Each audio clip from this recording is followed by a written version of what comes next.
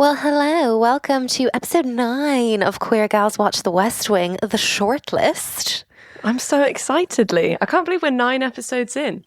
Full disclosure to the listener, it is a Tuesday afternoon and Fiona did disclose to me that she was having a glass of wine, so I have simply poured myself a cider because that's just the vibe of this Tuesday. If you hear any light clinking, that would be the ice in my glass because I am my mother's daughter and therefore it makes it a longer drink, Leigh.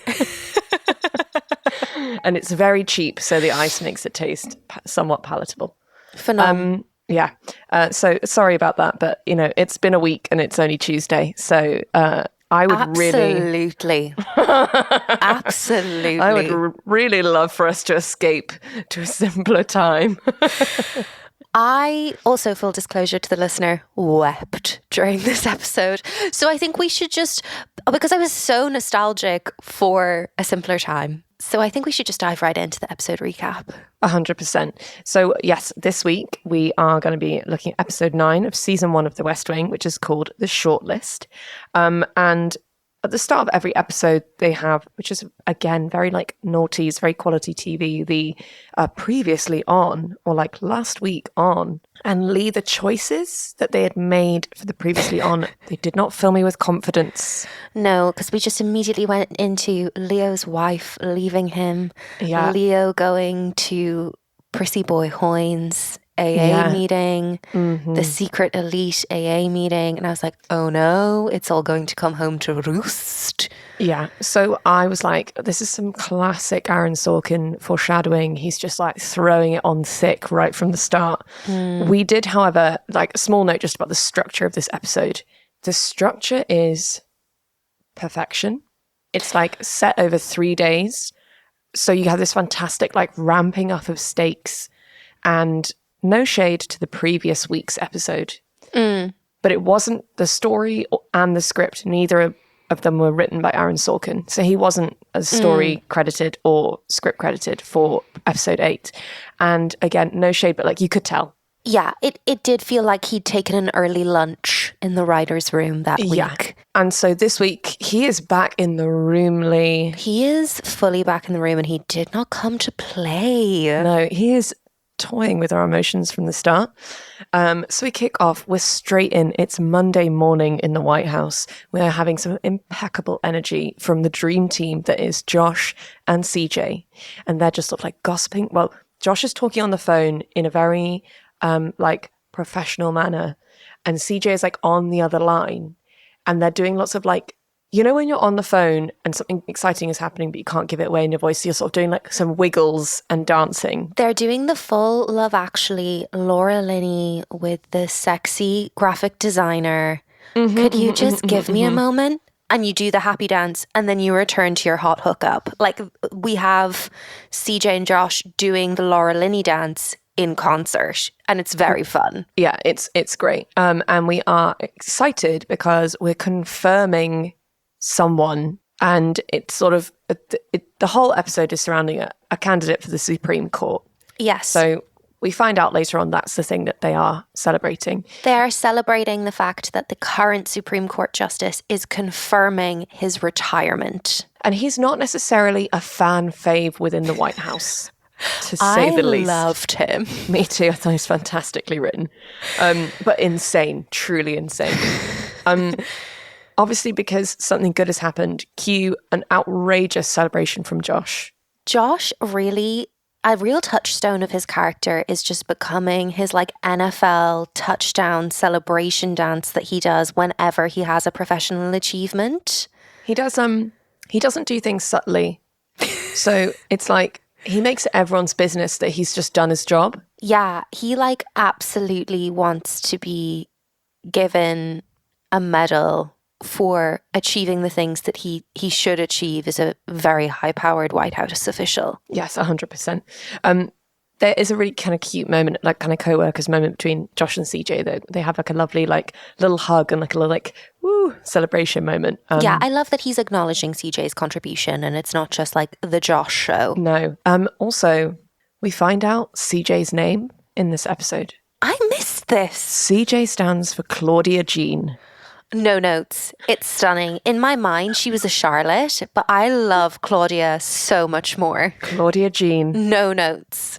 And then Jean is the kind of folksy element that kind of points to potentially a small town upbringing. I love it. And the fact that her mother would be like, Claudia Jean, you get back here now. I also love that she's called Claudia Jean in the era of Britney Jean. Exactly. This is why I squealed. She's the political Britney. She's the Britney of the nerds. Yeah. And we needed her. We really did. We did. Now, the next discussion point I have is there is a bit, an ongoing bit that lasts, let's say maybe like 4 to 5 minutes of screen time. And encompasses a walk and talk around the whole of the West So Wing. many characters are involved in this bit. And this bit is simply Josh asking, who the man? Yes. Obviously wanting the response that he is the man, Leigh. Yes. Toby is present for this, but doesn't fully engage in the bit, which confirms for me that Toby is a king amongst men. Toby is the lesbian of the group. Yes. But I do think the who the man bit, and not to use a phrase that is often overdone in this day and age, it's a very strong ick for me. It's a huge ick, especially when that phrase does not ring true to your day-to-day vernacular. Also, let's not be dragging Mrs. Landingham into this. Do not degrade Dolores Landingham with your painfully uncomfortable white boy shit. Why are you asking Dolores who the man is? Honestly, Please, she's a busy woman. Please. Have some goddamn respect. Didn't she lose a son in the war or something? She lost 2, Fiona. She lost 2 sons in Vietnam. Has she not been through enough without your antics, Josh?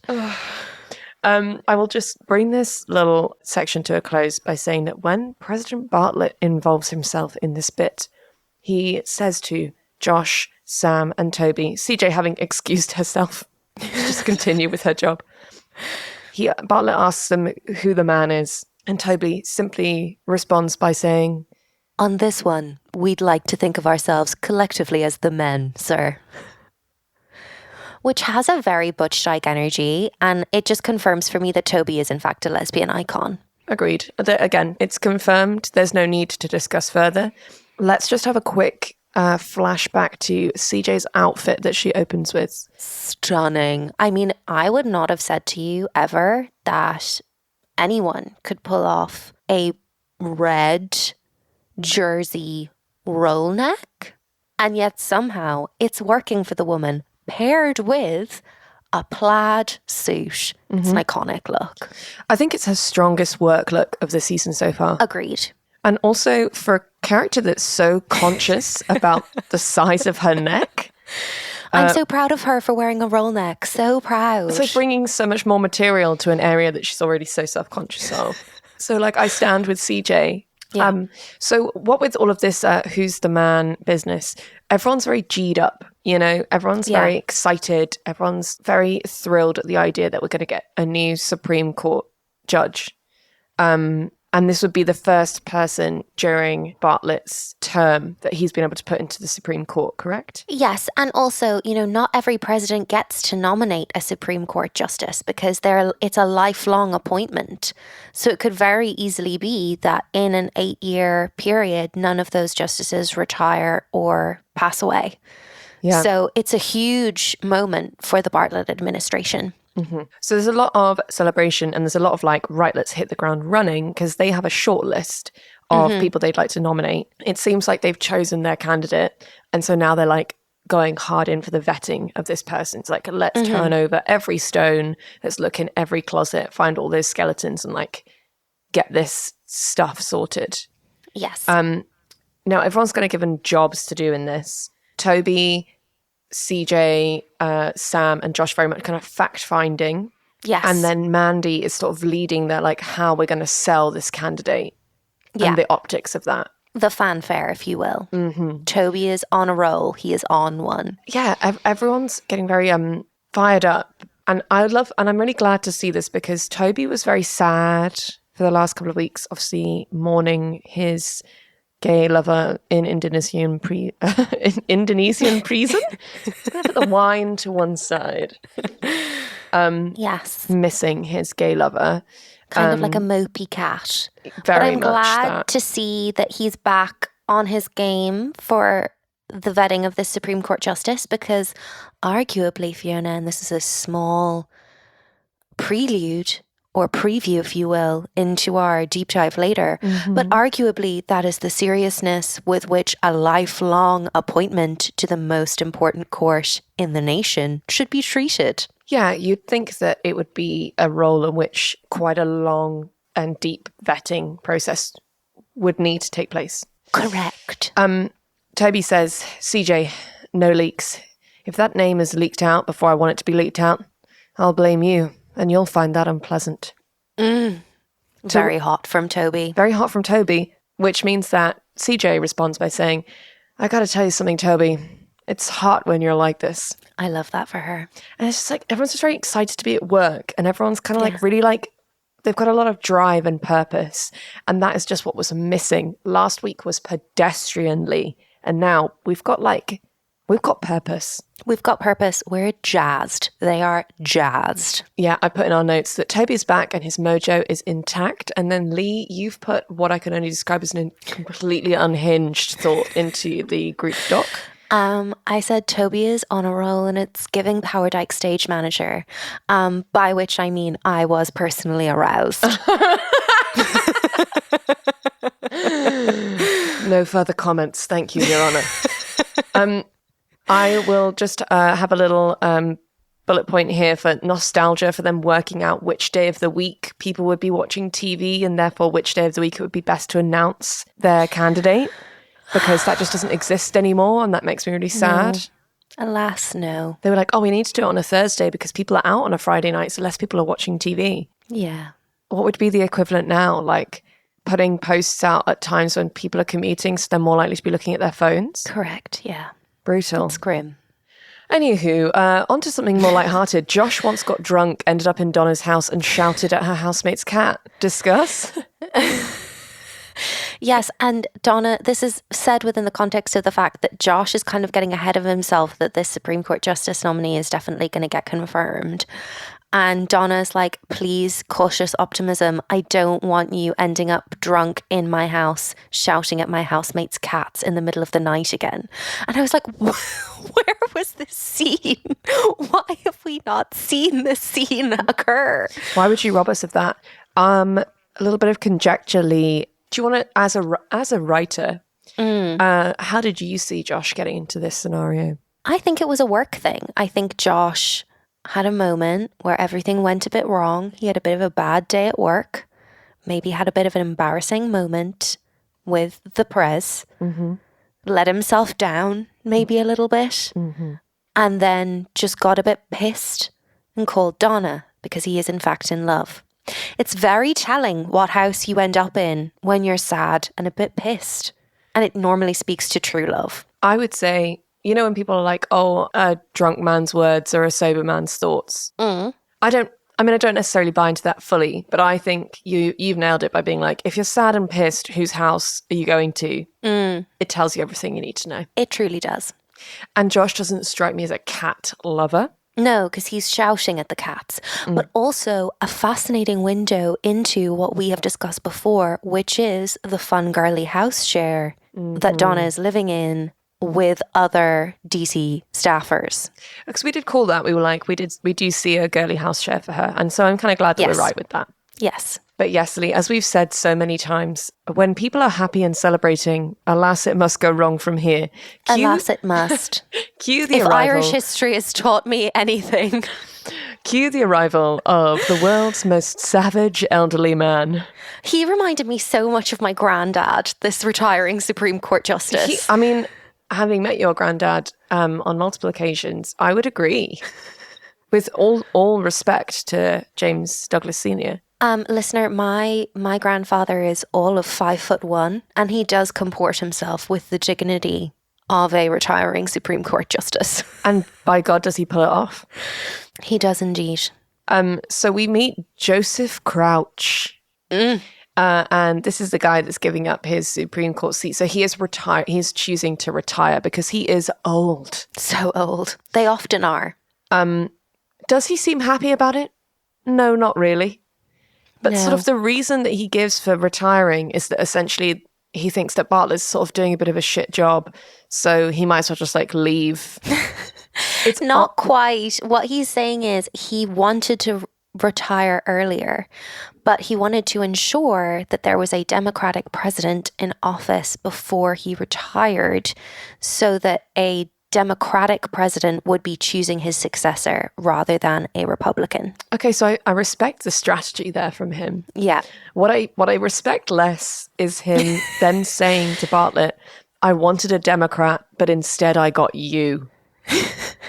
Absolutely reading Bartlet for filth. Essentially saying you campaigned on this really exciting progressive message and then you've been drawn to the middle. You've been drawn to the moderates over the course of your presidency. And it's only been a year. We also finally have confirmation that Bartlet he's in the first year of his first term.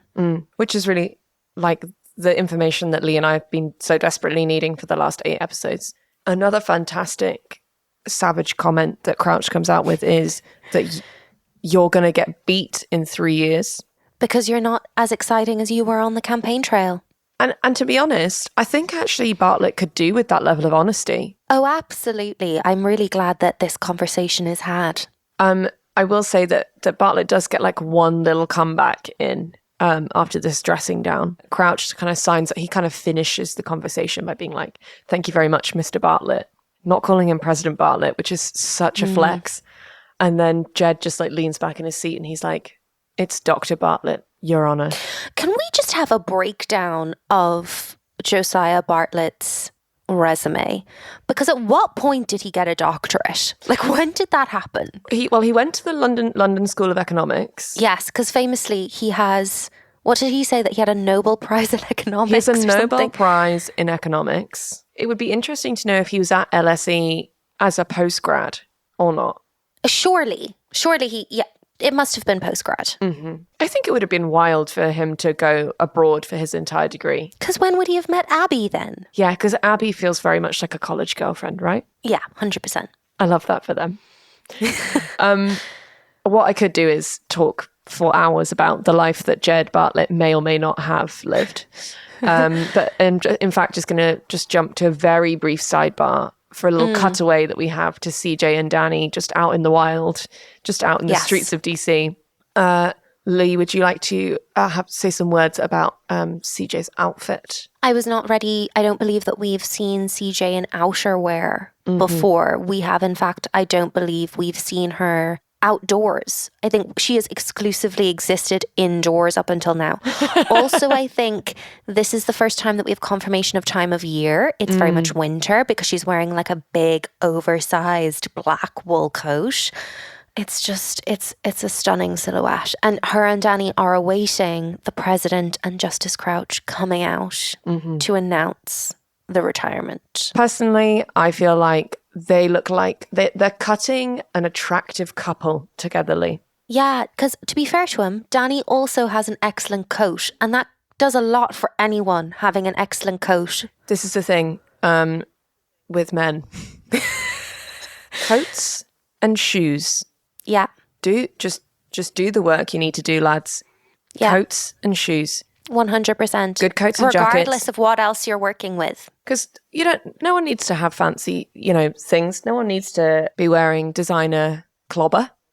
No. Just wear some good shoes. Shoes that match the outfit that you are wearing. Yes. Shoes that match the belt that you are wearing. And for the love of God, if you own winkle pickers, it's been 15 years. Please get rid. It's not an appropriate Get choice, the winkle rid. picker. It's 2024. Also, I do find that any man that continues to own winkle pickers in the present day, in the year of our Lord 2024, it does align itself with problematic political views. There, I've said it. Often they're not very good feminists. Often misogynists. Anyway, thanks for that. Thanks for coming to Leigh and Fi's School of Fashion and Feminism. Tune in again next week. So the spanner in the works this episode does come in finally after all of our celebrating. And it is that senator or congressman, I'm not quite sure which, who's called Leigh and Fi, has basically stirred some shit up and done a press conference where he said that one of the main things that we should be worried about is the level of drug use within the White House. And he provides a statistic, which is 1 in 3 White House employees is taking drugs. Yes. Which is wild. And what seems to happen is that everyone's like, Leigh and Fi's such an ass. Like, look at him trying to get some attention and take all of the glory here when we're trying to do this thing. And it feels, once again, like we are underestimating the power of a man because we think he's dumb. And it's something very Trumpy about it, about watching our favorite characters like in a conference room going, oh, you know, he's just like a dumb guy. He's just trying to get some attention. And I was like, well, we've fallen for that one before.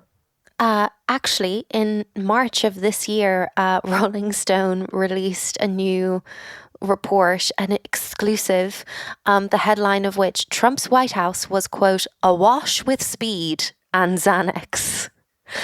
So this is actually quite current in the news. And the leading line of the story is, if you ever looked at the actions of the Trump White House and wondered, are they on drugs? The answer was, in some cases, yes. Absolutely, yes. Yeah, because I feel like, obviously, in the episode, the 1 in 3 staffers, like that's really high. That is really high. But part of me is like, okay, I'd be interested to know like what drug use we're talking about here, because in my mind, I wasn't necessarily going speed. Yeah, so there definitely is like precedent for the fact that when the White House staff is on like international trips, they have historically been at times prescribed on Air Force One various things to help them deal with jet lag and be able to kind of hit the ground running when they arrive. But it would appear that in the Trump White House, it was a slightly more, shall we say, laissez-faire approach. Yeah, because I was like, I imagine that there's, you know, some doctors writing some prescriptions for some Xanax, some Adderall, perhaps.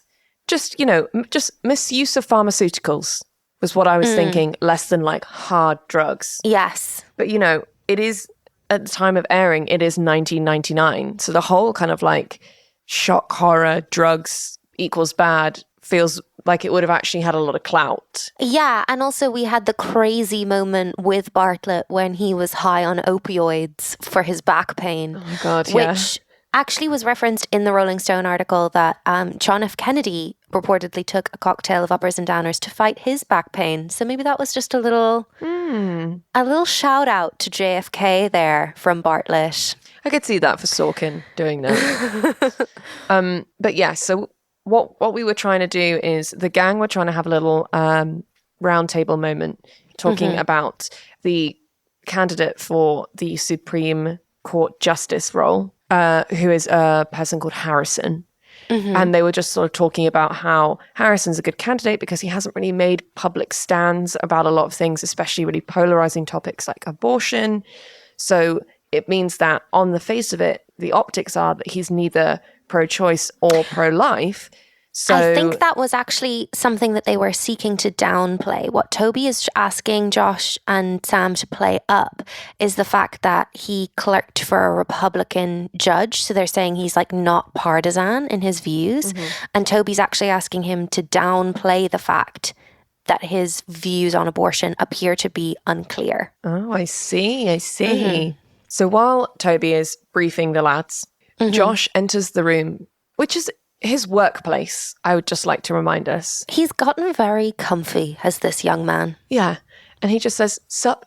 I physically gagged. Yeah. The combination of the who da man, you da man and sup from Josh this episode, I'm going to need him to take it down a peg. Yeah, it's really... I'm going to need him to calm down and take a long, hard look at himself and potentially return to therapy. In the words of Donatella, it's gross. It's so gross. Yeah. And then obviously when they're discussing the Leigh and Fi statistics and all of this kind of like drug use in the White House, he's just sort of like laughs it off. And I'm just like, everyone else is trying to do damage control and just him being like, lol, drugs, am I right? It's just so unbelievably male. Yeah, like just the absolute like hypocrisy of ending was it the previous episode by being like, we talk about enemies more than we used to. I am the moral arbiter of the world, Josh. To now just like being the most kind of cavalier, debonair young dandy there's ever been. Yeah, he's just like being a really like blasé, shitty little man. And CJ and Mandy are there being like, we need to be realists, and end up doing quite a like fun little skit about how badly it could all go wrong. Cut to Toby just leaning his head against a wall saying, "Are you done with Masterpiece Theatre?" One of the greatest lines in television history, I'm going to say. Toby is knocking it out of the park with every line of dialogue this episode. A little nod there towards PBS like period drama or like programming, which played a lot of the like UK made period dramas from the 90s. So Mandy has her big idea, which she's allowed to have once an episode, which is, hey, to kill this story about drug use, let's just make everyone do a drugs test. Yeah. Cue the kind of like moral dilemma of the episode, which is that constitutional?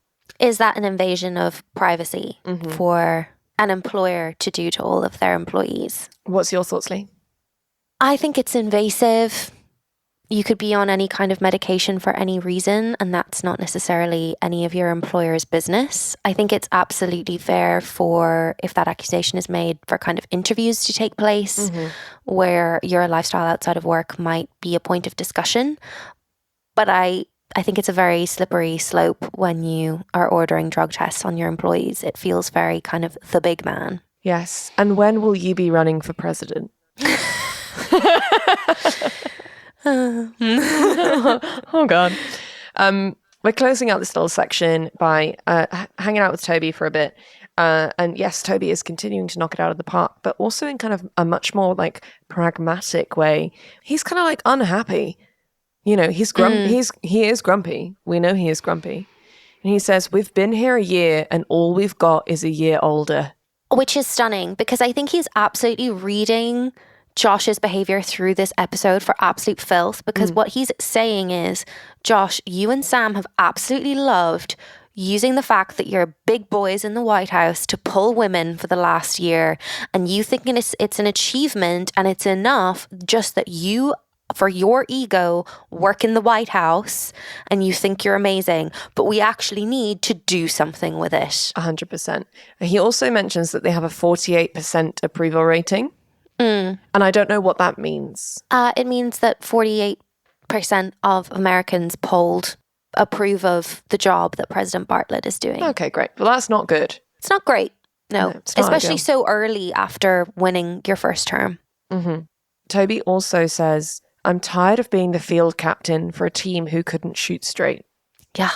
Which, again, is a real read, I think, on Josh and Josh's like laissez-faire attitude. But also I am slightly obsessed because I feel that Toby is not a man that regularly goes to sports analogies. But he's trying to speak the language of the lads. Do you know what I mean? I know, and I really love that. I think it's really cute. I was like, what sport is he describing here?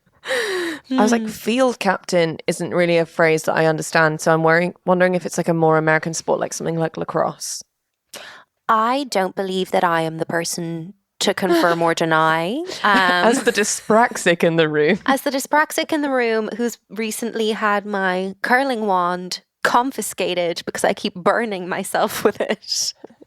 Hand-eye coordination, which is famously important for ball sports, not strong within me. She's a reader, listeners. She's a reader. You know, she was to be found in the art or music or theatre department. Correct. Not on the field. No. Like CJ, I'm not often to be found out of doors. And I'm never going to be happy about it. I think we should discuss a very like juicy, dramatic moment in this episode, which is the unknown caller ID moment for Sam Seaborn in the middle of the night. Like Sam in his office, like asleep, like slumped on like on a pile of papers, this research he's doing on Harrison, picks up the phone, like a hushed phone call, like, let's meet in this place. Bang, it's now Tuesday. It turns out the big bad news from the secret meeting that Sam had is that Harrison wrote like an introduction to a piece that was published when he was at college. I think it's like a JSTOR number. Yeah. Do you know what I mean? They say he was like 26 when he wrote it. So I assume that means that he was a graduate student of some kind. But it feels like it's like an academic kind of think piece. Mm-hmm. And, you know, we don't get a lot of information about it at this point in the episode, but it's kind of like from a constitutional perspective, the way in which Harrison is interpreting the law isn't necessarily along the lines that we were hoping for. Yeah, he's essentially saying, because it's not specifically outlined in the Bill of Rights, that Americans don't have a right to privacy. Which became a slippery slope under Bush. Sometimes it's easier to sing things that make us feel uncomfortable. Truly. I was kind of, I know this isn't a word, but I was harrowed by this. And once again, just Aaron Sorkin predicting the future in quite a terrifying way. Absolutely. Yeah. So we have this little nugget of drama dropped that Sam has got this. And that is just going to kind of seep its way through the team in the White House. It bubbles. It bubbles along. But in between that, we have some kind of little soothing cutaways just to make us feel less anxious. One being Josh being told by Donna that he's a good boy, which is so flirtatious. And I will not hear that it isn't. They are insufferable during this episode. Like, they have taken it up a notch. And then Josh is like taking the piss out of her, like, oh, you know, I know you'd pass the drug test, but like nothing to say about all of the like parking fines you've got. And she's like, well, it's just impossible to find anywhere to park. This propaganda from Aaron Sorkin about women not being able to drive sensibly. First of all, it was Mandy crashing her car all over Washington, D.C. and verbally assaulting police officers in the process. And now Donna. If he comes for Mrs. Landingham next, if there's some reference to Mrs. Landingham being a crazy old bat behind the wheel, I'm going to be at the end of my tether, unfortunately, with this young man. It's 1999. Can we not just let women be able to drive? And you know what? No one's asking for this, but I am going to bring it back to the 1997 film, My Best Friend's Wedding. And the crazy driving that Cameron Diaz does in that. And you know what? I think that did enough damage. It did indeed. We don't need more. Yeah. Anyway, time to be soothed by CJ and Danny.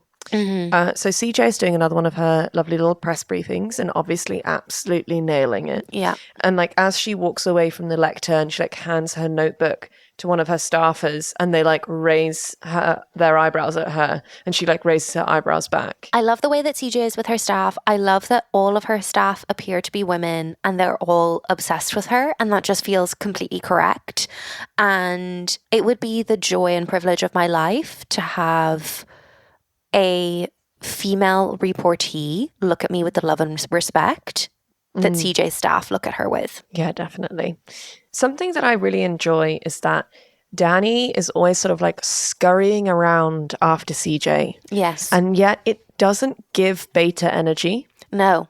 It's like, no, you're very important and busy. And of course, I would have to work around your schedule. Yeah. It's so fit. And then he does this whole like long form joke about mansplaining. Which is very forward thinking for 1999. And it's so funny because he's like, maybe we could like watch a baseball or a sports game. I don't know. Was it hockey? I don't know. I don't really care. The New York Knicks. Is that hockey? I'm a girl. I don't know. Basketball. Yeah. We're going to be viciously attacked by all Americans listening. It's a sport. Anyway. It's a sport. Anyway, he's like, we could watch the game on TV and I could explain it to you. Because apparently women love that. And it's just like this like little twinkle in his eyes and like I don't know, like, he has no right to get away with that sort of shit. And then it made me realize that the reason we like him so much is because he's a feminist. He's a feminist and he's self-aware, Yeah, right? And that is something that Josh does not have that level of self-awareness, and certainly not Sam Seaborn. No. Let's flip back to Harrison and what he may or may not have said in this piece of writing that he did. Yeah. What I kind of deduced was that Harrison thinks that we should be able to spy on people without them knowing. Correct.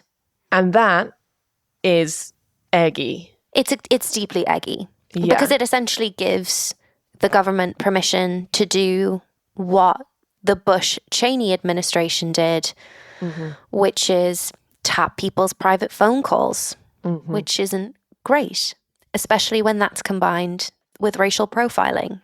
Indeed. Cut to, it's now Wednesday. So we are running out of time. We have a Thursday deadline. We have a Thursday deadline to decide if it's Harrison that we're going for or someone else on this shortlist. One of the the only other name that we've been offered is Mendoza, who our good friend Joseph Crouch. Yes, Justice Crouch. Justice Crouch was like, haven't you looked at him properly? Yeah. And also, what are we going to do about Lillian Field and all of this drug shit that's going on?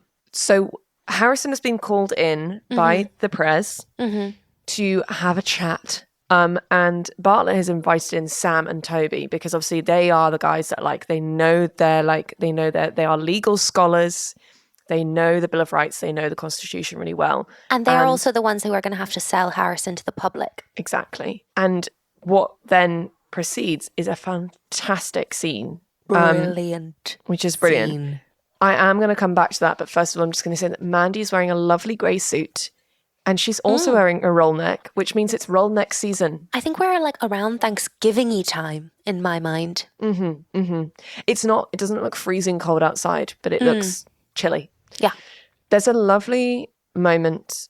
In fact, I think it's a really beautifully written scene between Josh and Leo, which kind of answers our question of what are we going to do about Lillian Field? Yeah. Because we're wondering, there's been all of this conversation in the office, which is why is he bringing this up now? Why is he going on about drug testing? What dirt is he trying to dig? Yeah. And Josh just goes to Leo's office, asks Margaret if Leo has a moment, very calmly comes in and tells Leo that he knows why Lillian Field has been pursuing this storyline. Yeah.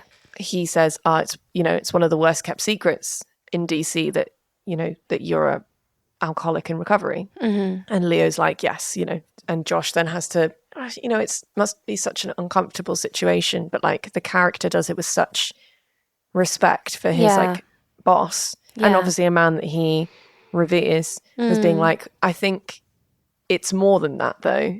And I think maybe you should just tell me what else it might have been. Yeah. Because I probably already know, and then we can talk about it. And this was the point where I started crying. This was when the crying began for me, and it continued throughout the remainder of the episode. So Leo confirmed that when he was younger, and he was still living in Boston, because he's a Boston boy, he actually had a pill addiction. Now, it's not disclosed as to what type of pills he was on. We may find out further in the season. And I know that this isn't the main point that's being made, but part of me is just how could Jenny?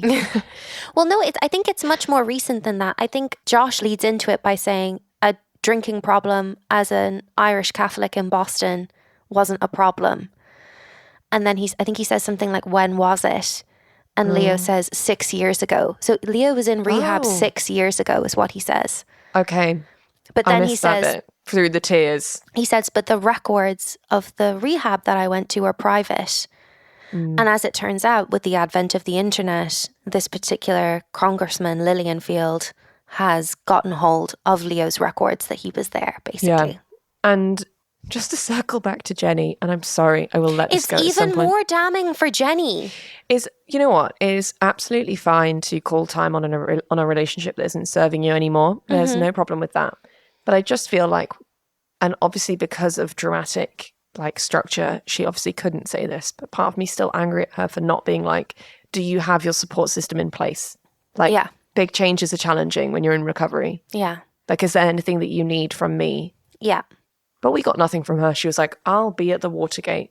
I don't want to go to the opera with you. And this like the respect and dignity that Josh affords Leo during this conversation is part of a two-pronged approach for me of Josh clawing it back for me in the latter half of this episode, because he also has a moment of acknowledging that he might have had some unconscious bias towards choosing Harrison over Mendoza because Harrison was the white, Ivy League educated, of a similar class to him, up very clearly an upper class candidate, versus Mendoza, who is a man of color and has come up through the legal profession in a very different way.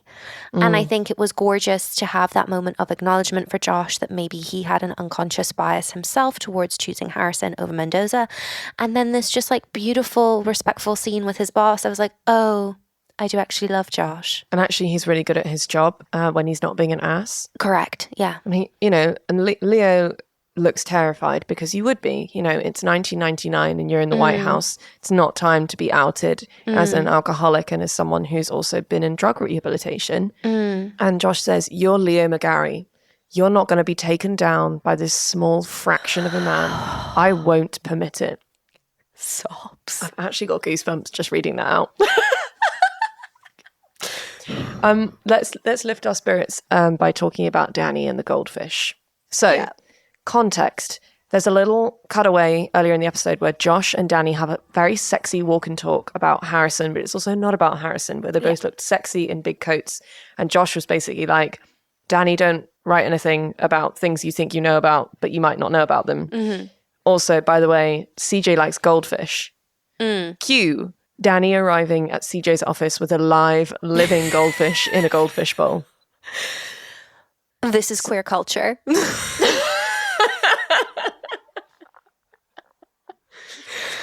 Like a grand romantic gesture that you've just gotten slightly wrong. Whilst you also haven't yet been on a date. It's I only just know you, but let me give you this really emotional gesture. It's queer culture. Yeah. CJ is behind her desk in a sleeveless black rollneck and glasses. Hot. So hot. And Danny's like, the fish is called Gale.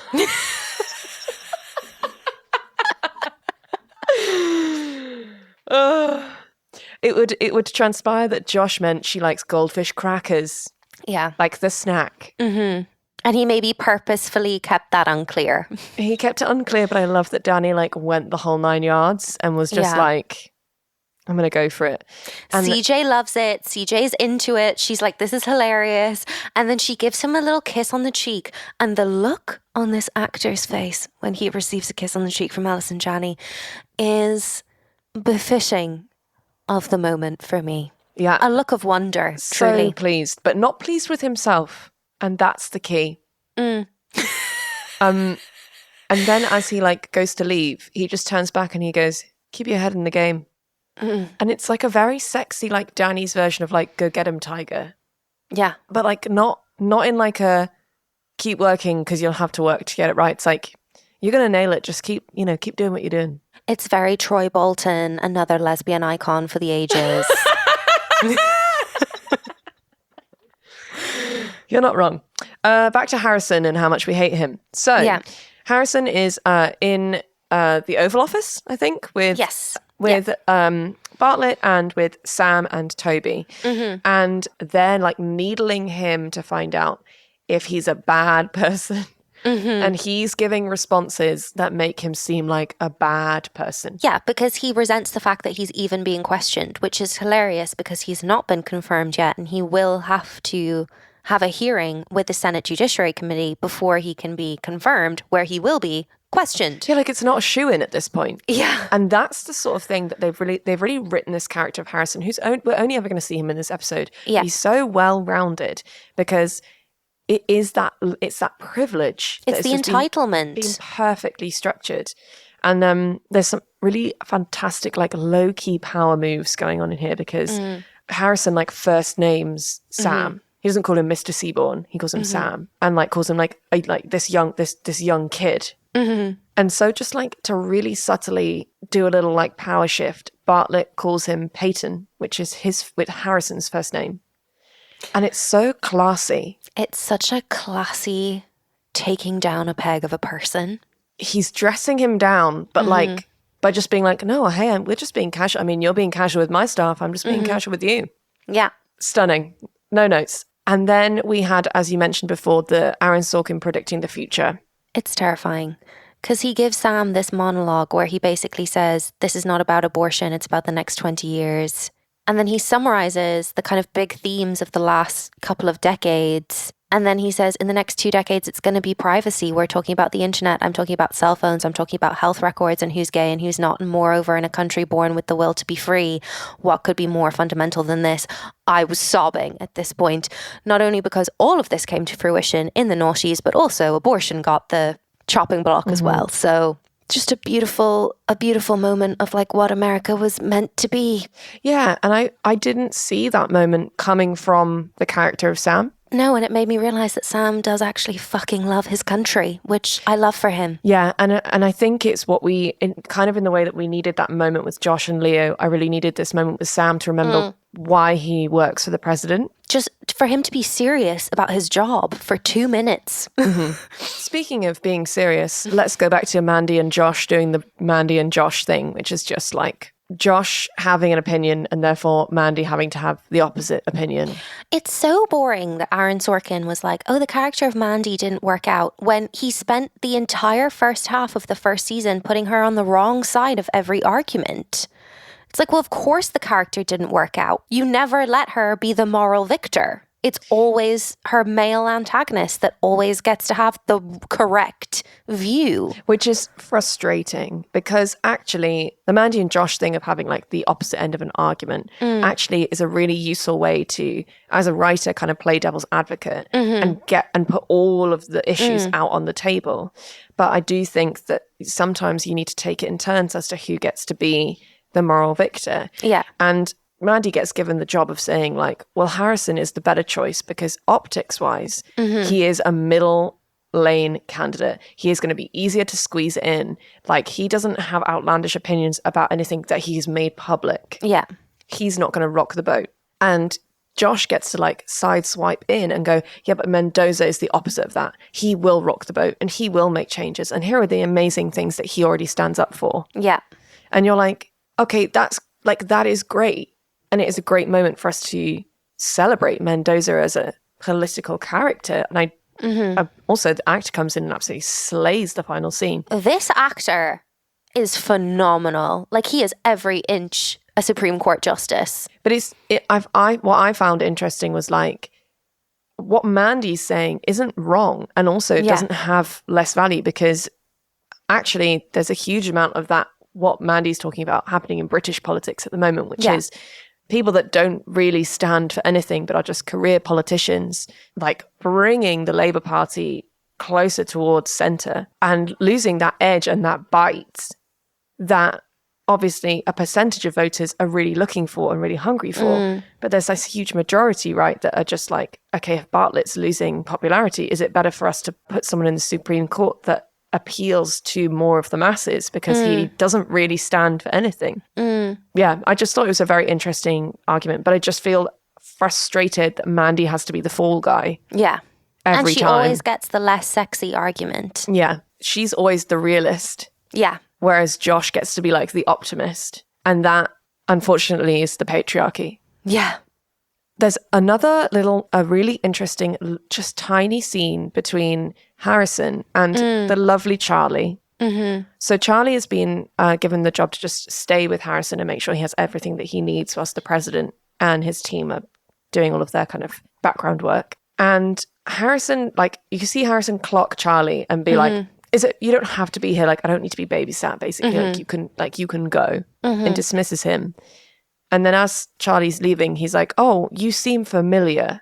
Like, I wonder if we've met before. And Charlie is so polite. He just says, oh, yes, I caddied for 2 summers at Sandy Hook. Which must be Harrison's country club. Yeah. And Harrison's like, that's That's where I remember you from. Oh, nice to see you again. And he says, yes, Charlie, of course. And he produces the name, which means they must have had a fair number of interactions. And I thought that moment just felt like such an authentic representation about how this character that they've built up in this episode, how Harrison perceives class, status, and race. Yeah. He didn't ever remember Charlie because Charlie was someone who didn't even work for him, but just worked for a place that he went to. Who worked in the service industry, yeah. And therefore doesn't have value to him outside of the experience of passing him his golf clubs. Also, like caddying, you're spending hours at a time with people. It's not like it's not like serving someone in a pub. Like you're spending hours with these people. Doing something that's incredibly boring because golf is incredibly boring. I suppose it's a very interesting way of showing that Harrison is not the right choice. It's the final nail in the coffin. The next moment that I cried was Leo and Bartlet. They had a little scene, the two of them, which is coming back to what Josh and Leo had been talking about, and Leo's struggles with addiction. And it was this really gorgeous scene where like you just get to see more of the root of their friendship. Yeah. And actually, I don't know, I found it very moving seeing like older men being very emotionally open with one another. Yeah, and just like the fact that Bartlet already knew that he'd been to rehab and he immediately was there for what this conversation was about to be. I think like you and I, definitely having been so close for so long, we know what the big button topics are. So if one of us comes in with something, immediately the other person already knows what the conversation is going to be. And I think there's something just like so moving about male friendship outside of, I feel like the only time you see male friendship and male vulnerability in friendship is like a war film. Yeah. Without them like physically being at war. Although they do then reveal obviously that that Leo fought in the war. To which I responded, Vietnam? ? So the quote from Bartlett is, "You fought in a war, you won an election, you run the country. I think we all owe you one, don't we?" At which point I was sobbing. I mean, I've just been sobbing since the previous moment with Josh, so it could be Vietnam. He would have been a much younger man. The other one would be obviously the Gulf War, which only lasted a year and a bit, wasn't it? But that was 1990 to 91, I want to say. That would have been when he was already relatively old then. Yeah, so maybe not Gulf War then. Maybe we are going Vietnam. But I was just like, what a moment to reveal a backstory. Yeah. So we come out of that moment and we come into the room where Mendoza has been. We've been doing in the background, Josh and Sam and Toby have been doing all of the vetting. And it's like, right, okay, Harrison is not the right guy. It's got to be Mendoza. And, you know, Bartlett shakes his hand and says, I'm going to be honest, you were not the first choice, but you are the lasting and the right one. Yeah, it's beautiful. And then like they stand up and like everyone like clasps hands and things. And Bartlett just goes, let the good fight begin. Yeah. And that is what I have needed for episodes and episodes, Leigh. I have been crying out for this. This is what I came for. This is the propaganda. They walk out of the room into the corridor. Everyone's clapping. Yeah. I'm crying. Yeah. The score kicks in. This is what I wanted. Thank you. Give me a citizenship. Let me join the land of the free. I'm in. It's truly beautiful. And the previous moment when Bartlett is like, did you know that you were on the short list to fill Crouch's seat on the Supreme Court? And Mendoza's like, no, because he thinks he's interviewing for something else. And then Bartlett says, well, then what I'm about to say next is going to knock your socks off. And I was like, oh my God, put it in my veins. It is great. I mean, it got so like America, like big waving a flag, like at the end. And I actually really needed that. So, shall we go through our quickfire questions, Leigh? Yes, let's go. Best fashion. CJ's plaid suit and the red rollneck. There's no competition. I'm going to say a little honourable mensch to Josh and Danny walking the street of DC in their big coats. Love, yeah. Excellent. What could a British or Irish politician just never get away with? So many things. I think actually it's Dr. Bartlett. Yeah, kind of like any sort of like status grab doesn't really work for British politicians because usually that surrounds class, which Yeah. is not a hot topic. No. It's not a sexy topic to be like, actually, my father's a lord. It wouldn't be quite the same kind of power move, no. No, people would be like, you shouldn't talk so much about that. For me, it was just who the man. Yeah, that was, yeah. Like, if any UK politician was like, who the man? I'd be like, not you, hun. Not you. It's also a strong man, I feel like a man for me. It's a great option. Any others for the man, I feel like a man? By the way, CJ likes goldfish.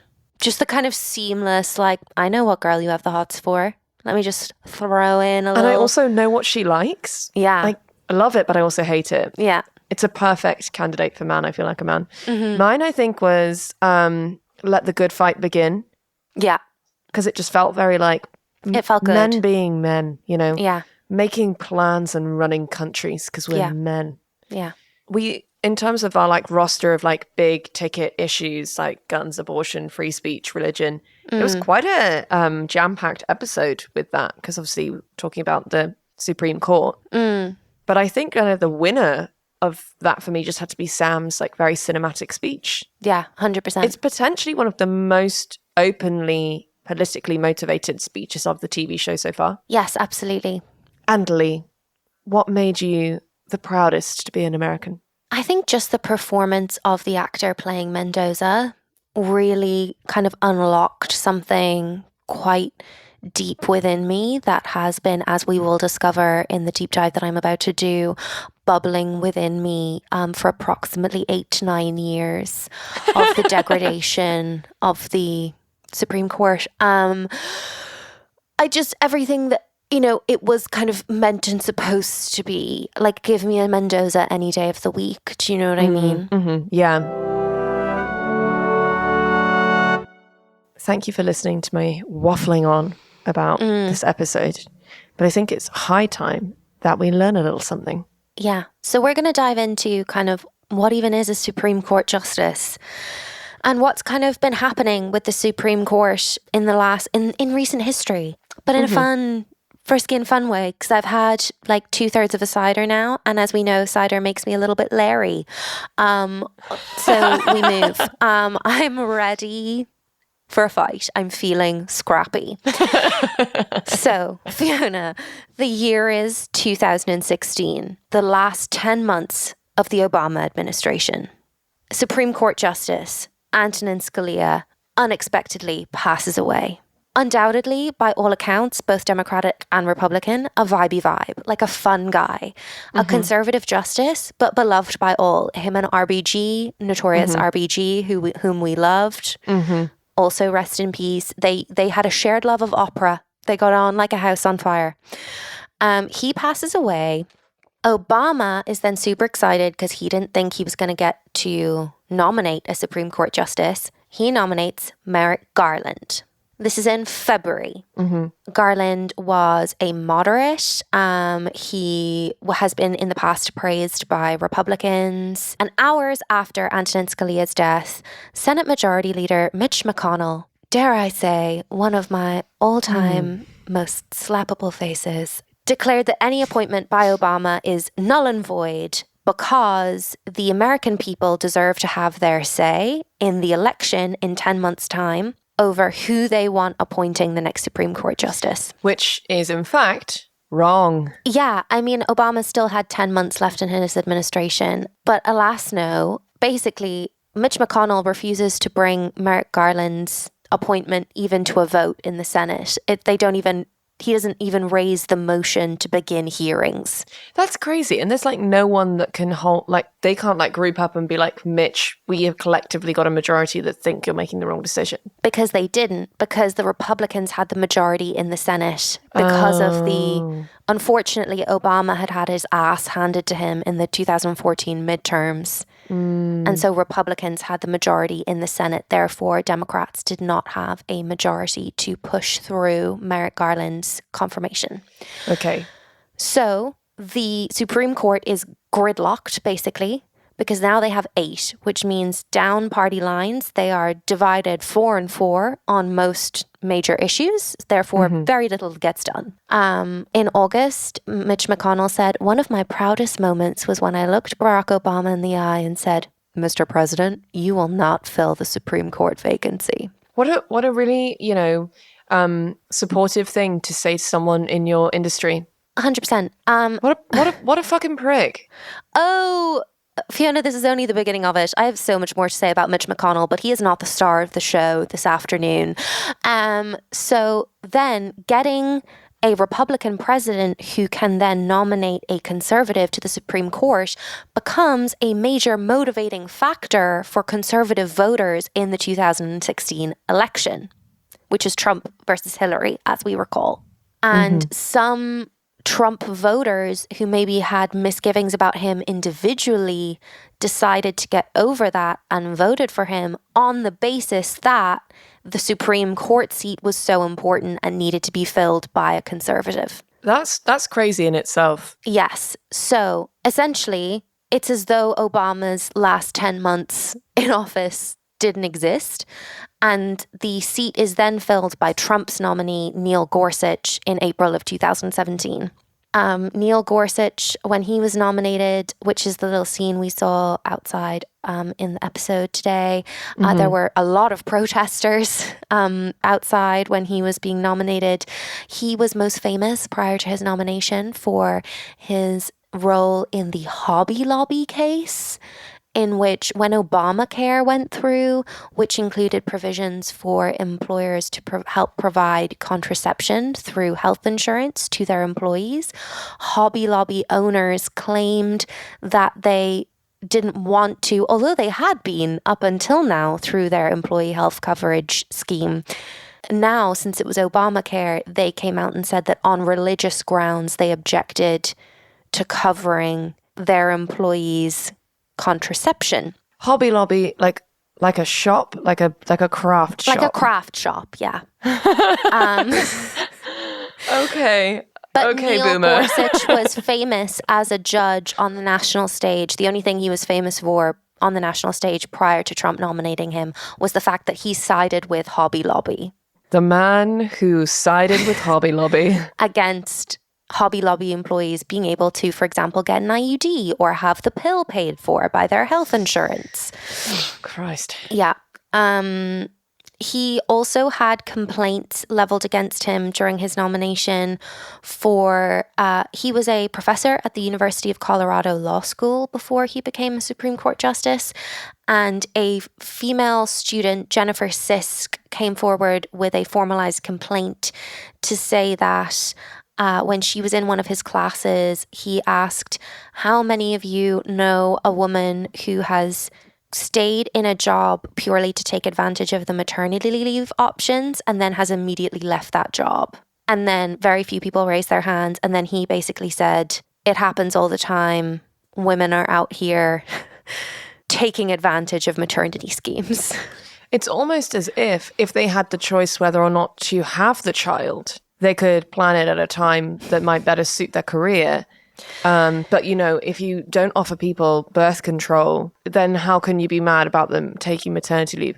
He was also advocating, apparently, for companies being able to ask female employees about their reproductive plans. Yeah, I think I remember reading something about that in the news back then, because I think something very similar has been happening in the UK as well, which is in the UK, the maternity packages of different companies really vary. And obviously, depending on how long you've worked there as well.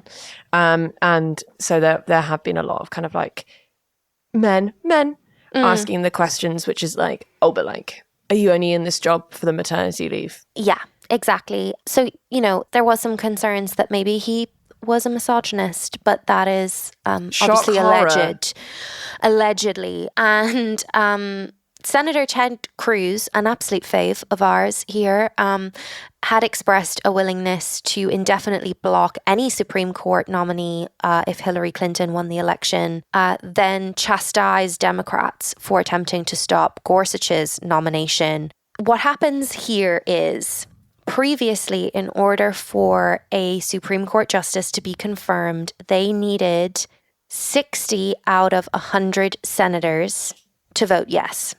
Okay. So, unless you have 60 members of the Senate who are willing to vote to end debate on something, a senator who opposed something can stand up in the Senate and read the phone book. They can just stand for hours and read as much as they want until there are 60 people who vote to end the debate, which is something called the filibuster. Okay. So I know what a filibuster is because of Parks and Recreation. Amazing. So that is one word that I do understand. Yeah, Thank you, it Amy is Poehler. confusing though. But so what happens here with Neil Gorsuch's confirmation is that the Republicans, quote, go nuclear. Oh, God. On the confirmation of Neil Gorsuch. They do a rule change so that a Supreme Court justice can now be confirmed with just a simple majority. So they only need 50 out of 100 votes. That feels like quite a large thing to change. It is. It is, Fiona. It's deeply controversial that they ended it. And basically, the Republican decision to go nuclear and bypass the Democratic blockade on Neil Gorsuch basically swept away any hope of returning to a recent past, aka the West Wing, where nominees were largely confirmed on a bipartisan basis. Basically, this is what makes it such a partisan split over, I don't want to confirm this justice because it's from a Democrat, or I don't want to do it because it's from a Republican. It feels like that's become, in the kind of Trump and post-Trump era, what a Republican and what a Democrat means in like the zeitgeist has become far more like powerful. It's become like deeply more divided. And so is what you're saying that there was a time when presidents and their teams would be choosing someone that they're like, you're right for the job, and you're probably going to be able to see, to some degree, both sides of the story here from a Republican perspective and a Democratic perspective. And I mean, what Bartlet says at one point during this episode is they're expecting to get 90 votes for Harrison if Harrison is put to the Senate. And there's no way that 90 members of the Senate are Democrats, right? So what they're saying is if they put up Harrison, a really good chunk of Republicans also like Harrison, even though he's being nominated by a Democratic president. And that's what's eroded since the 90s, basically. And specifically since 2016, when the Republicans decided to block Merrick Garland's nomination. Because then this I was going to say this woman, which is a very unfriendly thing for me to say, but the horrible woman. We're getting there. Okay. Now we come to a Supreme Court justice 2 years later. We're still under Trump. Anthony Kennedy retires. Trump then now nominates Brett Kavanaugh. More Americans opposed the confirmation of Brett Kavanaugh to the Supreme Court than any other nominee in recent history. And Brett Kavanaugh comes with quite a colorful political history. He was a lawyer in the Bush administration, so all of that privacy stuff that we were discussing earlier, Brett Kavanaugh was one of the lawyers who was actively working on that. And when he was questioned about it, when he was named to the DC Circuit of Appeals in 2003, he was eventually confirmed in 2006, he lied about having any knowledge of the use of torture tactics, what was happening in Guantanamo Bay, the invasion of privacy. He claimed that that was not anything that he was involved with. And later, White House emails were leaked that showed that he was very specifically in the room where it happens, to quote Hamilton, while all of that was going on. And this just seems wild, doesn't it? It is wild. He lied in his hearing to the DC Circuit of Appeals. And he's going to be a judge in the Supreme Court? Having lied in his hearing to be named a judge on the DC Circuit of Appeals, he's now being nominated for the Supreme Court. And the current members of the Supreme Court at that time, they don't get a say in who gets nominated. No. So it's the president gets to decide who they want to nominate for the Supreme Court. They then need to be approved by the Senate. They're questioned by the Senate Judiciary Committee, and then it goes to a vote with the whole Senate. Okay. Basically, Brett Kavanaugh was involved in a lot of not great stuff under the Bush administration and kind of tried to cover his tracks a little bit. Then Senator Dick Durbin, who questioned him on this, wrote an open letter to him after all this came out saying, "Dear Judge Kavanaugh, by testifying under oath that you were not involved in this issue, it appears you misled me, the Senate Judiciary Committee, and the nation." Senator Patrick Leahy then referred him criminally to the Justice Department for lying under oath. Now, a little clue as to why maybe Trump, even back several years ago, might have nominated Kavanaugh is that in a 2009 article, Kavanaugh wrote, "A serious constitutional question exists regarding whether a president can be criminally indicted and tried while in office." He opined that an indictment on trial of a sitting president would cripple the federal government, rendering it unable to function with credibility in either the international or domestic arena, and that even the lesser burdens of a criminal investigation are time-consuming and distracting. So that gives a little window into maybe Trump was like, this is my guy. And then Chuck Schumer, who we love, who at this point was the Senate minority leader, is now the Senate majority leader, said, "In selecting Judge Brett Kavanaugh for the Supreme Court, President Trump has put reproductive rights and freedoms and healthcare protections for millions of Americans on the judicial chopping block. I will oppose Judge Kavanaugh's nomination with everything I have." A classy move. Nancy Pelosi, whom we also love, said, "Judge Kavanaugh's long history of opposition to the full fundamental right of every woman to make her own decisions about her body, family, and health care poses a grave threat to women's rights and to our founders' promise of liberty and justice for all." Well said, Nancy. Yeah. Which brings us to where it was even more crazy and derailed, and brought me at 11 p.m. last night while prepping this just to have a soft weep over YouTube of how proud I am of women and everything that they do in fact do. Okay. A woman named Christine Blasey Ford came forward. She wrote a letter to her Senator Dianne Feinstein, who at the time was on the Senate Judiciary Committee and therefore one of the people who would be questioning Kavanaugh at his hearing. And this is where I will pop a little trigger warning for anyone who doesn't want to hear anything along these lines for the rest of the episode. Absolutely. Please feel free to kind of tap out now. But Christine Blasey Ford came forward and said that when she was in high school, Brett Kavanaugh had sexually assaulted her when they were both in high school at a party, which kind of rang true with when Justice Clarence Thomas, who at this point had already been on the Supreme Court for some time, when he was nominated, a woman, Anita Hill, came forward and accused him of sexual harassment when she had worked in his law offices. And so basically, yet again, we had a woman coming forward to be questioned on her experience of sexual assault by someone who was being put forward for the Supreme Court. There then came a second, a third, and a fourth accusation against Brett Kavanaugh by three other women, ranging from another, also during the high school period of his life, one from when he was in college, and a third from 1998. All of them said that they would be willing to testify before the Judiciary Committee. In eventuality, only Christine Blasey Ford did. Democrats wanted the FBI to reopen his background check on the basis of these women coming forward, but that is something, because the FBI is part of, as we learned, the executive branch. It was something that Trump would have had to order, and he did not. Okay. So Brett still got his place on the Supreme Court.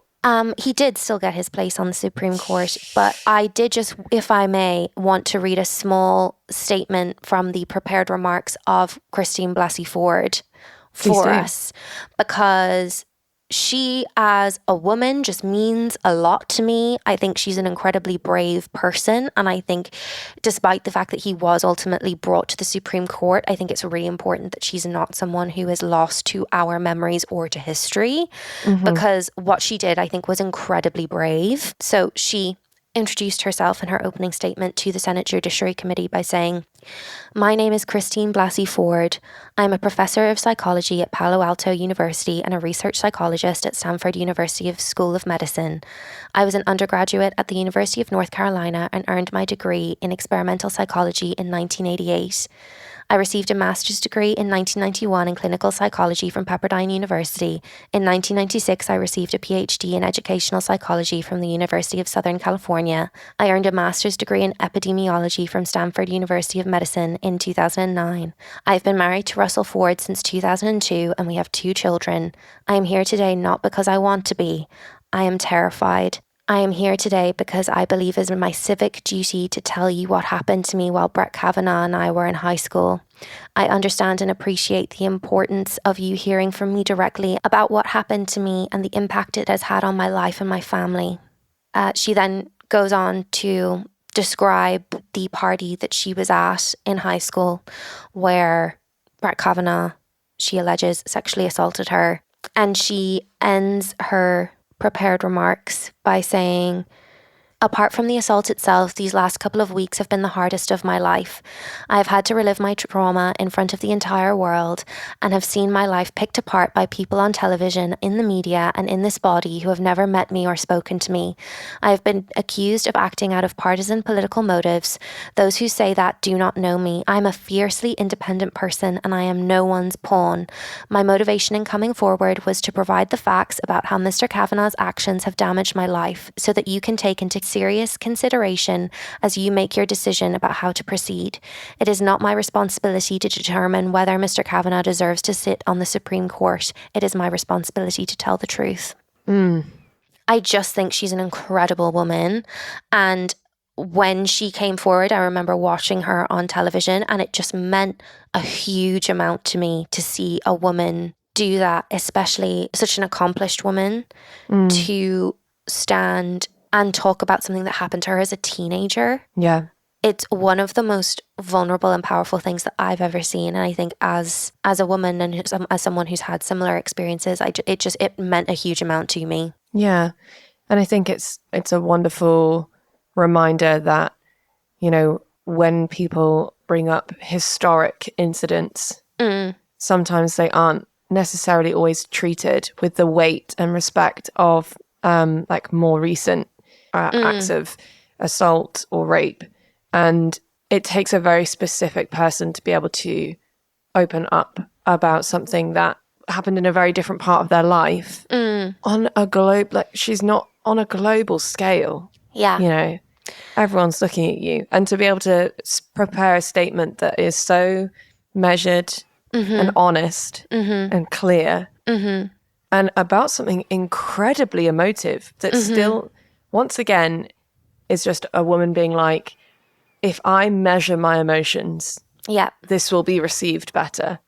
Yeah. When actually I should be allowed to scream and shout about this. Yeah. Yeah. What an incredible person. I think it's also bears in mind mentioning that although it's not something that is in my memory because it happened before either of us were born, similarly, Anita Hill coming out in 1991, questioned by a younger Joe Biden, who at the time was on the Judiciary Committee.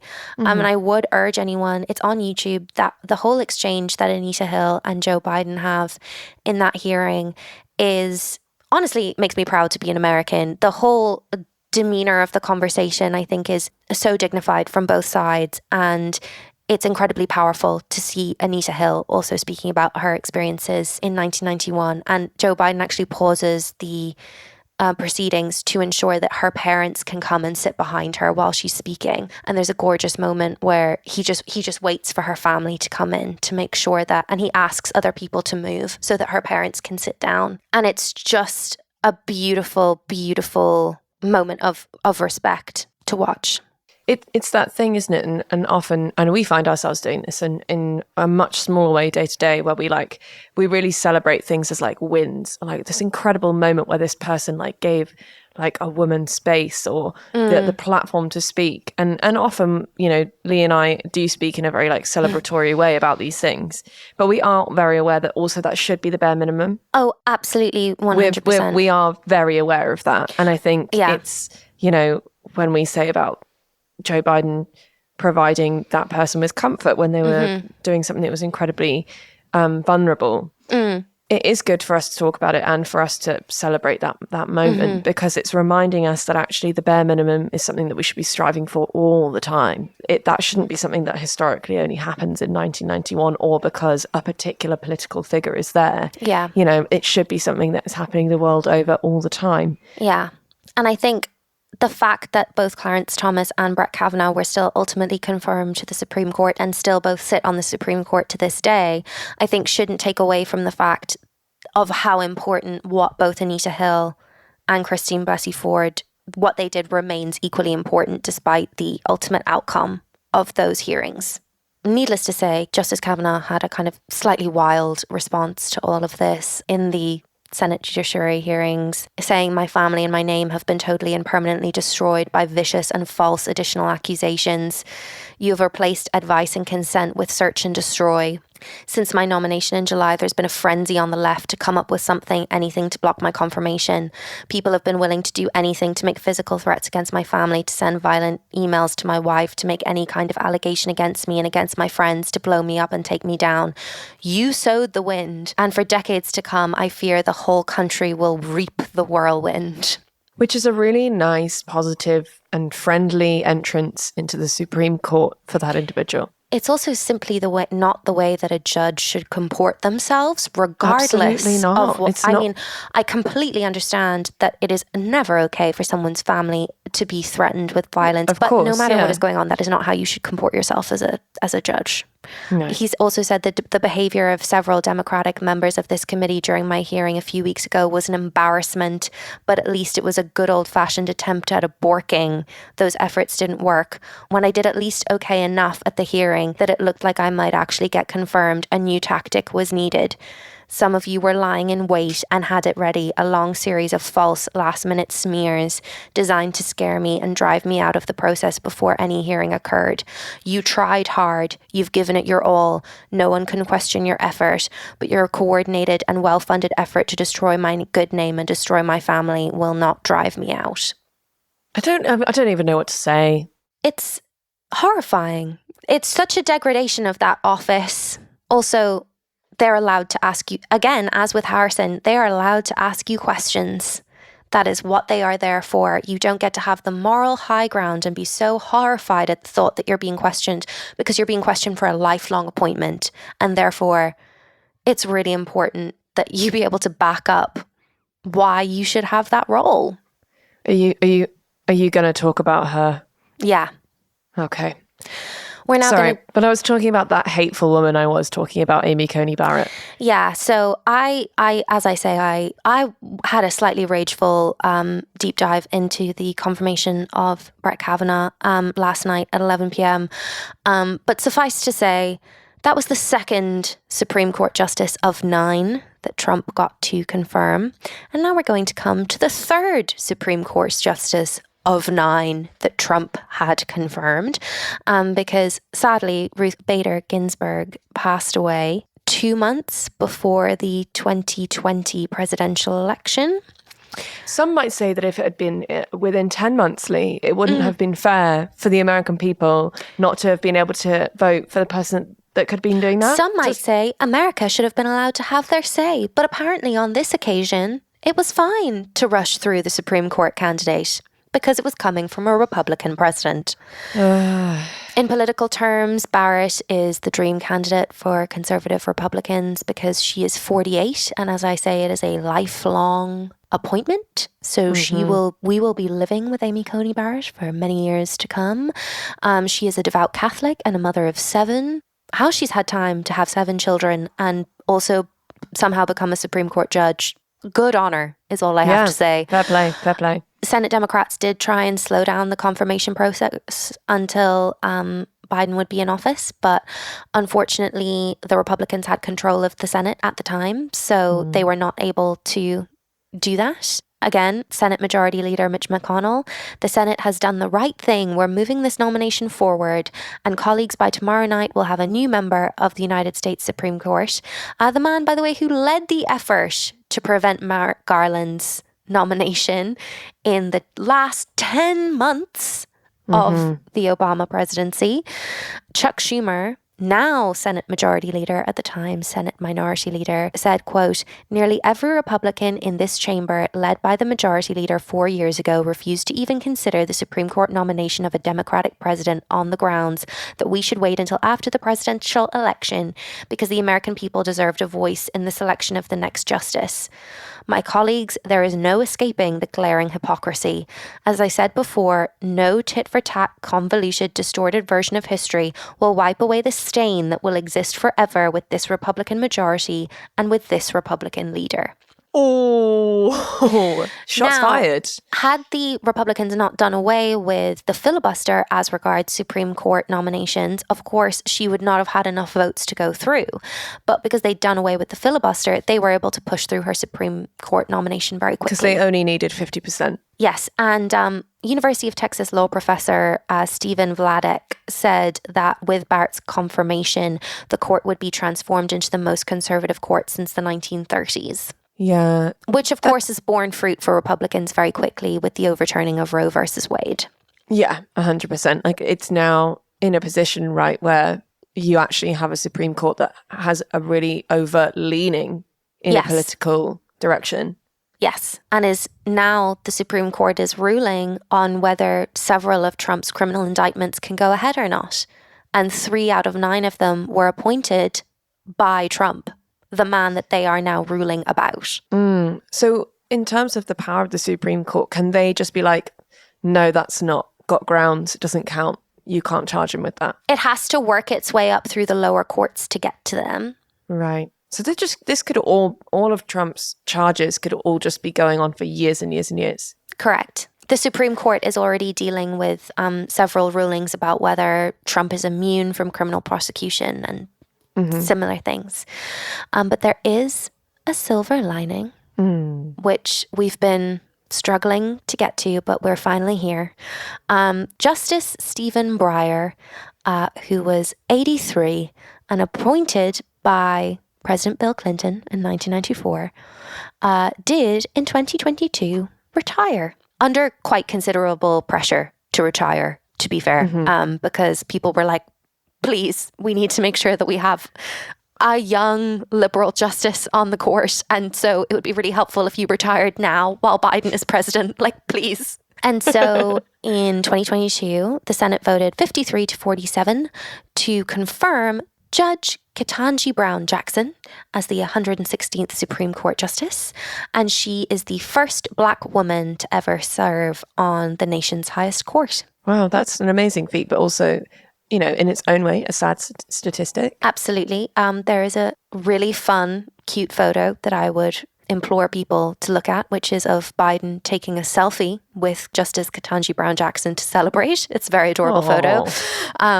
Also, I love that Biden knows how to take a selfie. He has grandchildren. He knows how to take selfies. Senate Majority Leader, again, our pal Chuck Schumer, said, "This is one of the great moments of American history. Today we are taking a giant and bold and important step on the well-trodden path to fulfilling our country's founding promise.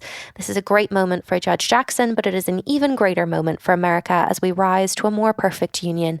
And let me tell you, Fiona, having listened to some of the tapes from the questioning of Trump's lawyers in the cases that are currently before the Supreme Court over Trump's immunity, I'm so glad that Justice Jackson is there, because her questioning of Trump's lawyers is simply phenomenal. It's a joy to behold.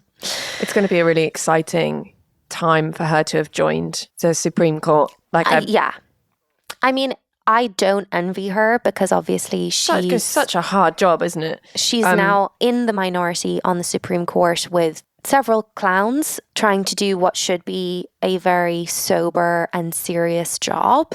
But she's just excellently credentialed. Like, she was a public defender before she became a judge. She served 8 years as a federal trial court judge and then was confirmed to the DC Court of Appeals. And she is the first Supreme Court justice since Thurgood Marshall to have represented indigent criminal defendants, which I also feel is very important. Yeah, I mean, her CV is incredible. So that is just a small silver lining to what has unfortunately been the Supreme Court since this episode was written, that clearly holds the Supreme Court in such high regard as a kind of sacred space in America. It has been an institution that is kind of being dragged through the mud, unfortunately, by being so blatantly partisan and political. But as I say, Justice Jackson's appointment to the Supreme Court is a small silver lining to say that there is hope still, which I need to repeat to myself as a small mantra each morning. It's a good sign off for us to have for this. There is hope still. As Leigh does a Toby Ziegler and puts her head in her hands. I'm not okay. We've been recording for far too long. We have. Sorry. Hey, Misha. Soz. I got very impassioned. But the thing is we have been talking about the Supreme Court for a long time, but it's a really complicated system, and it's so different to. I was going to say it's so different to the UK. Obviously, we have a Supreme Court here, but I mean the way in which the appointment happens, I think the level of influence that individual has, with it being a lifelong appointment, is unbelievable. And so you do kind of have to dig into it in some detail to understand that, the significance of being able to have 3 judges put into the Supreme Court during appointed by one president is a crazy amount of power. It's unbelievable. And a huge legacy for a president to have. Because that is going to impact the shape of the Supreme Court for decades to come. All of the Supreme Court justices that Trump put forward are all relatively young. They have decades of working life left. And now I'm going back into the black hole, but that's fine. Just think of CJ's plaid suit and breathe. Yep. Because next week we will get back together and we will talk about yet another episode of The West Wing, and we will enjoy it because that was why we decided to do this, which was through the nostalgia and the sweet safe haven of Josiah Bartlet's term as a fictional president. We will be able to get through the end of Joe Biden's term and the upcoming election and whatever is to come. We will understand it and make our peace with it. That is the dream. If you're listening to this in 2030, I hope you're still, I hope you're okay. I hope everything's okay. Leigh, okay, Leigh is lost to us now. Her head is in her hands now. She's gone. So that'll leave me to say, thanks so much for listening, guys. I hope that you've had fun and learnt a little something along the way and maybe haven't quite lost the will to continue. I'm deeply sorry if my emotional turmoil made that slightly less kind of legal terms. If anything was unclear, please do reach out with any of your stupid questions and we'll attempt to help. Get in touch with us on the socials. We love hearing from you. At Queer Gals Watch everywhere. That's the one. We'll be back again next week. My prediction for the next episode is that hopefully I'm hoping for a little bit more drama. So I'm hoping we might dig further into approval ratings and maybe the Bartlet team looking for some quick wins to build support. And obviously I hope that CJ and Danny go on a date. Oh my God, fun vibes, yeah. Leigh can't make any predictions because she is lost to us. Someone get me a Xanax. No. Just put the kettle on, have a cup of tea. You feel much better, okay? Yeah. Bye. Love you all.